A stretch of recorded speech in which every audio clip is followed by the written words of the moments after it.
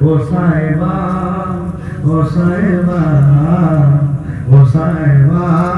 ও সাহেবা মিলেंगे तुमसे আল্লাহ বাইরে গো তুমসে যাও বাইরে গো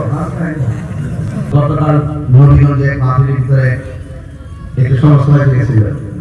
আমি এক শান যখন গাইছি এতে হুট করে উঠতে গেছে ভালো লাগে না আমি বলছিলাম অপসংস্কৃতিকে যদি ইসলামী সংস্কৃতিতে পরিণত করা যায় এটা হলো নিয়ামত ঠিক কিনা বলেন তা আমি একটা গানের সুর পুরাতন গানটা গান করার এটা সুরে ভিন্নভাবে আমি এটা উপস্থাপন করছিলাম নবীর নাত রাসূল দিয়া এটা কেন বললাম খেতে উঠতে ভালো লাগছে পরে বুঝেন না সাপ দুই প্রকার ঠিক একটা দুলা সাপ সাপ করে প্রকার দুই প্রকার একটা দুলা সাপটা কিন্তু উল্টা ফনা তুলতে পারে না কি এর শরীরে বিষ নাই আর মানুষ সাপ কিন্তু ফনা তুলে এইভাবে ফনা তুলে কারণ কেন এর শরীরের মধ্যে কি আছে বিষ আছে তো বুঝেন না বক্তা ধর্ম করি কিন্তু আমরা অনুষ্ঠানের কথা বলি কেউ আসলে কিছু কয়ে লাগবো আমরা শরীরে বিষ আছে না বিষ আছে না এটা নবীর প্রেমে বিষ করে ধরে বেশি বেলা হয়ে গেল ধরার পর লাস্টে এসে কোনটা এসে ধরলি নূর নবী নাম যত শুনি ততই মধুর লাগে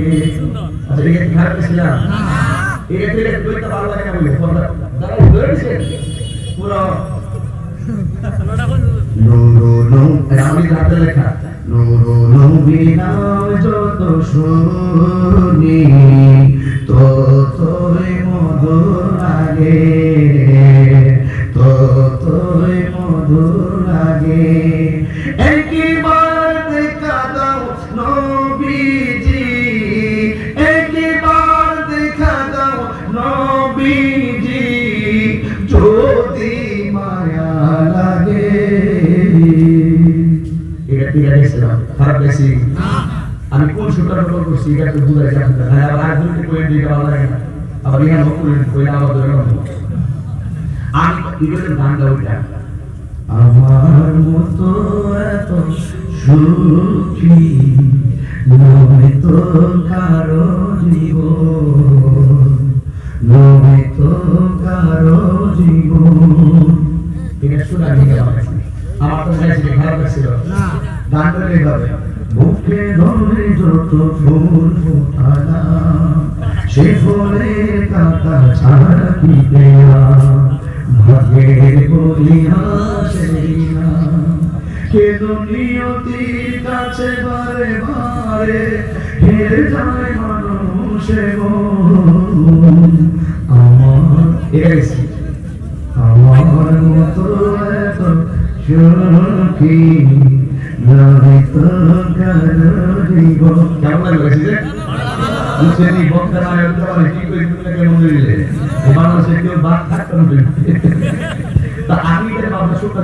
এটাকে অর্থ করছে যে বলিবে বাচ্চা কাচ্চারা মায়া করে সুন্দর দিনার দর করছে এই পুলারে এত সুন্দর করে তার জীবনটা ফুটাইছে ওই সন্তান বাবারে কষ্ট দেয় এই মর্মে গানটাই ঠিক আছে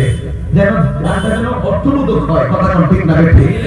সন্তানটা এত কষ্ট করে বুকে ধরে যত ফুল ফোটালাম সে ফুলের সন্তান বড় আমাদের কষ্ট দেয় সে ফুলের কাঁটা ছাড়া কি পেলাম ভাগ্যের পরিহাসে আমি ওখানে গাইছি বইয়া ইনো বেশি না আর বেশি ভালো লাগে গেছিলাম আসলে কোন তারপর সিঙ্গের বলে আমি বেশি না নূর নবী নাম যত শুনি ততই মধুর লাগে ততই মধুর লাগে একবার দেখা দাও নবীজি বলো নবীজি যদি মায়া লাগে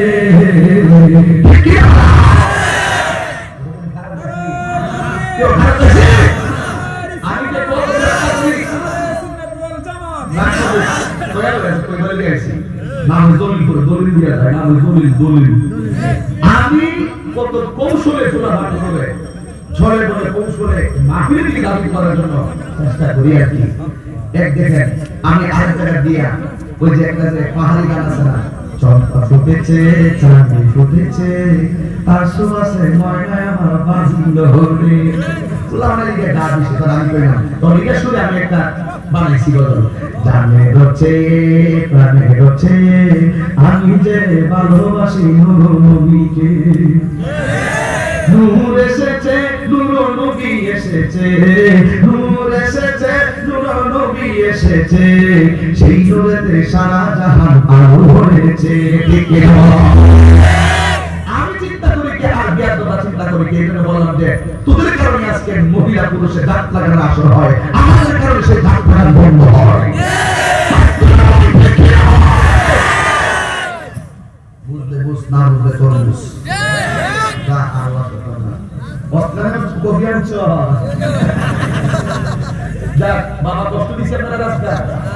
অনেক কষ্ট দিয়ে বলেছে আসলে আমি হাঙ্গা আমার কনফারেন্সের ধারাবাহিক নাটক আমার কনফারেন্স এফেক্ট করে এটা ওয়াজ করলো ধারাবাহিকের উপর থেকে মাঝখানে গ্যাপ দিয়ে এখন আমরা